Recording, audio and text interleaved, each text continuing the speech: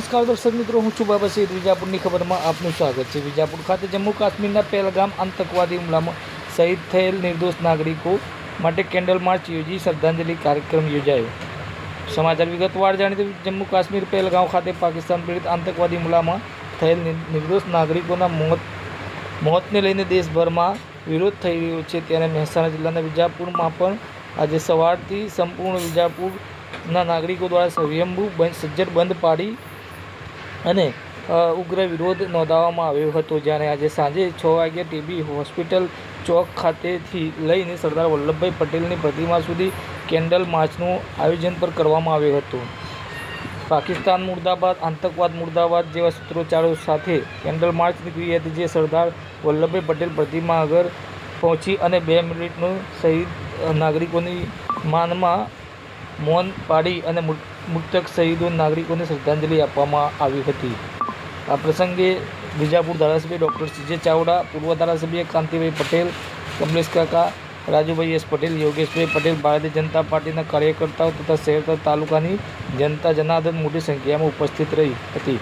સાથે સાથે મહેસાણા જિલ્લા કમાન્ડર ભાવેશ શેઠના માર્ગદર્શન હેઠળ તેમજ વિજાપુર ઇન્ચાર્જ આર.એન. મકવાણા અને સિનિયર કારકુન એસ.વાય. પઠાણ અને એનસીઓ તથા હોમગાર્ડ સભ્યો પર આ કેન્ડલ માર્ચ સાથે જોડાઈ પહેલગામમાં શહીદ થયેલા નિર્દોષ નાગરિકોને ભાવપૂર્વક શ્રદ્ધાંજલિ આપવામાં આવી હતી.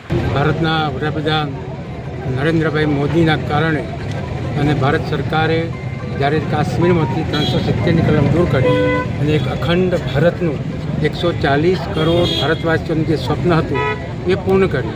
દિવસે દિવસે કાશ્મીરનું જનજીવન ખૂબ શાંતિમય રીતે વીતી રહેતું હતું અને દેશ પ્રદેશના પ્રવાસીઓ કાશ્મીરના પ્રવાસે આવતા હતા. આવા સમયે દેશમાં સ્થપાયેલી શાંતિને હણવા પાકિસ્તાનના પેટમાં જે તેલ રેડાયું હતું એના કારણે ફરી એકવાર આતંકવાદી હુમલો થયો અને આ હુમલામાં 26 જેટલા ભારતના સપૂતો શહીદ થયા.